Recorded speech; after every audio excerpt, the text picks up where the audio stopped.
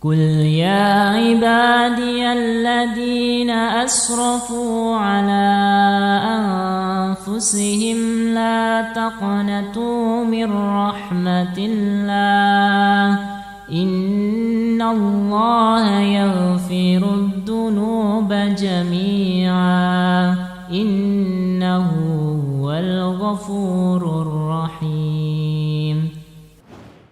Assalamualaikum warahmatullahi wabarakatuh. Pada video kali ini kita akan belajar bersama tentang menjauhi hidup berfoya-foya, riya, sum'ah, takabur, dan perilaku hasad. Setelah melihat video pembelajaran materi ini, kita semua diharapkan mampu menganalisis manfaat menghindari sikap hidup berfoya-foya, riya, sum'ah, takabur, dan hasad.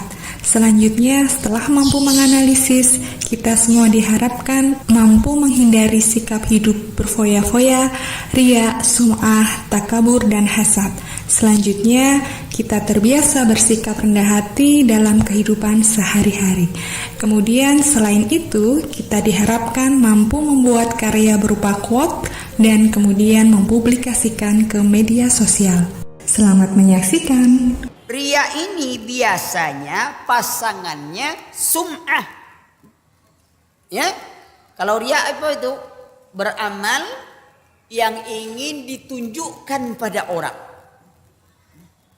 Sedangkan sum'ah apa? Beramal dengan apa? Diperdengarkan. Kalau saya tak diperdengarkan, maksudnya diceritakan pada orang. Orang ngaji pakai mic kuat-kuat dengan suaranya lantang semuanya. Pokoknya lagu yang paling penting dia, sehingga orang kagum melihat dia. Yang panjang dipendekkan, yang pendek dipanjangkan. Pokok irama lah yang penting. Itu riya atau sum'ah? Hah? Riya atau sum'ah? Mana riya, mana sum'ah ini?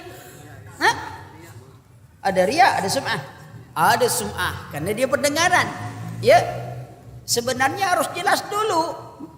Yang riya itu ingin ditunjukkan pada orang. Bagaimana bentuk penunjukannya itu? Bisa antum menunjukkan dengan suara antum, bisa menunjukkan dengan sikap antum. Jadi baca Quran tinggi-tinggi itu bisa masuk dalam bab riya. Lalu sum'ah itu apa? Menceritakan amalan yang kita sembunyikan. Inilah sembunyi-sembunyi ini sebenarnya ya. Tadi di masjid ngapa? Tak ada apa-apa. Itu kayaknya ada amplop infak sedikit aja kata dia. Allah, ikhwan, tadi antum sudah sembunyikan, kini ceritakan lagi pada orang. Menceritakan supaya ingin dipuji orang. Ya. Tapi kalau dia bercerita, Ustaz, saya ini biasa sholat malam, Ustaz. Tapi belakangan ini saya agak kurang sholat malam. Dalam rangka minta nasihat itu tak sum'ah. Atau seorang ustadz bercerita umpamanya amalan saya begini. Maksudnya ingin beri pelajaran dan itu bukan sum'ah. Yang masalahnya dia bercerita supaya nanti ustadz seperti saya lah ustadz umpamanya begini. Maksud dia supaya dia dipuji orang, itu jadi sum'ah. Ya, umpamanya saya ustadz sholat malam begini. Maksud dia cerita gitu supaya dia dipuji orang. Padahal dia kan sholat malam tak ada orang yang tahu. Nah itu jadi sum'ah. Nah riya pasangannya biasa sum'ah. Man ra'a Allah yaumal qiyamah, man sama Allah yaumal qiyamah. Barang siapa riya maka Allah akan riya kepadanya pada hari kiamat. Barang siapa sum'ah maka Allah akan sum'ah padanya pada hari kiamat. Apa makna riya dan sum'ahnya Allah? Orang riya, orang sum'ah kebiasaannya menampakkan kebaikan, menyembunyikan keburukan. Kelak Allah akan riak kepadanya, yang sum'ah kepadanya, Allah nampakkan keburukannya itu di hadapan seluruh makhluk. Maka hati-hati. Allah masih sayang sama kita, Pak. Apa itu sayangnya Allah? Dosa kita tak berbau kan? Mudah foya-foya, mati masuk surga. Enak ya? Tapi itulah jawaban kita kalau kita tidak merenungkan. Karena ternyata masalahnya nggak sesederhana itu. Memang kesannya konsep ini sangat menarik. Tapi apakah mungkin itu terjadi? Apakah selaras dengan Al-Quranul Karim dan hadis-hadis baginda Rasul Sallallahu Alaihi Wasallam? Jadi ketika ada tawaran muda foya-foya mati masuk surga, jangan langsung angkat tangan. Ketika di masyarakat kita banyak sekali orang yang foya-foya dan menghabiskan waktu mudanya tanpa ada tujuan yang jelas, kita tidak boleh mengikuti mereka. Karena ternyata konsep ini benar-benar diyakini oleh banyak pihak, khususnya anak muda. Ini kan masa muda Pak Ustadz.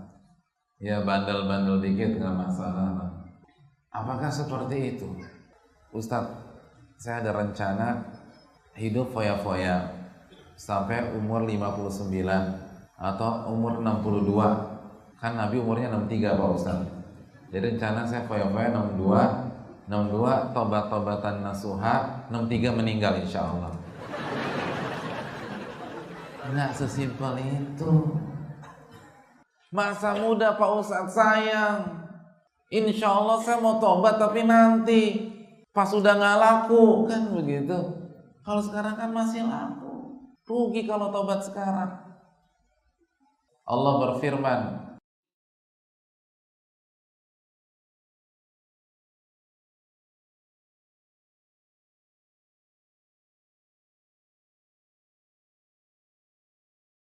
apakah kalian berpikir wahai manusia, kami menciptakan kalian hanya untuk foya-foya belaka, mengerjakan aktivitas yang gak jelas tujuannya, buang-buang waktu, gak bermanfaat, dan kalian tidak dikembalikan kepada kami?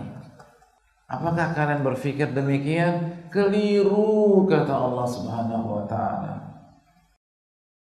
Kita diciptakan untuk sebuah tugas mulia. Adz-Dzariyat 56.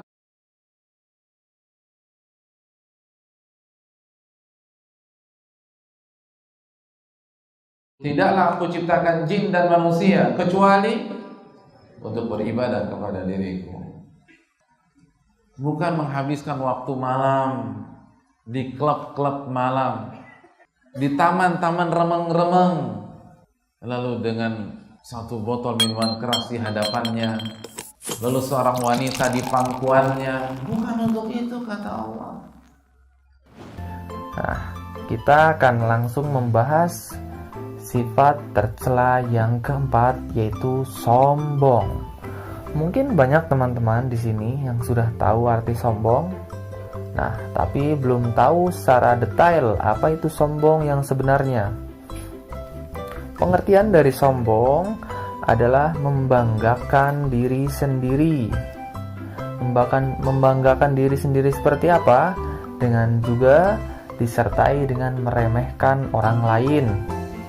Nah, perbedaannya apa sih? Sombong dengan ujub, perbedaannya mungkin sangat tipis, yaitu apabila ujub hanya sebatas membanggakan dirinya.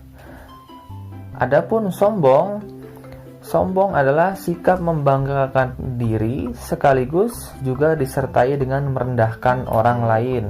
Jadi perbedaannya ada pada sisi melibatkan orang lain, merendahkan orang lain. Nah, penyebab dari sombong ini apa? 1. Merasa apa yang diucapkan benar sehingga menganggap orang lain selalu salah. 2. Gila pujian. Nah, biasanya orang yang gila pujian itu juga timbul nanti ada godaan-godaan untuk menjadi orang yang sombong. 3. Merasa banyak ilmu, banyak harta. Nah, namun lebih fatalnya ada orang yang tidak kaya tapi dia bersikap sombong. Ada orang yang tidak mempunyai ilmu atau sedikit ilmu tapi dia juga sombong. Sudah istilahnya apa?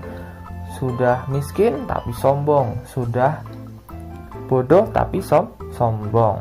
Nah, dampak negatif dari ini apa sih? Dari sikap sombong? 1. Menjadi penghalang masuk surga. Nah, sangat bahaya sekali ya tentunya teman-teman, bahaya dari sombong. 2. mendapat hukuman di dunia karena kesombongannya. 3. Membuat orang lain membenci perilakunya. Nah, cara menghindarinya seperti apa? Nah, beberapa cara. Yang pertama, meningkatkan ibadah kepada Allah. 2. Meningkatkan iman dan takwa kita. 3. Menyadari dosa yang akan menimpa pada orang sombong. Hasad. Hasad diartikan secara bahasa artinya benci atau dengki. Nah, jika diartikan secara istilah, hasad adalah membenci nikmat Allah yang diberikan kepada orang lain. Nah, penyebabnya ada 2. Bisa jadi 1, ada rasa permusuhan dan kebencian terhadap seseorang tersebut. Yang kedua, ada rasa sombong dan juga rasa takabur pada diri orang tersebut. Dan dampak negatifnya apa? Orang yang memiliki sikap hasad ini, 1, menghanguskan amal kebaikan seseorang tersebut. 2, dapat juga memutus silaturahim. Dan yang ketiga, hilangnya ketenangan dan juga kebahagiaan pada diri orang tersebut. Yang terakhir, gimana sih cara menghindari perbuatan hasad ini? Caranya 1, banyak-banyak syukur atas nikmat yang telah Allah berikan. Kedua, selalu berpikir positif atau husnudzon atas segala kejadian yang menimpa kita.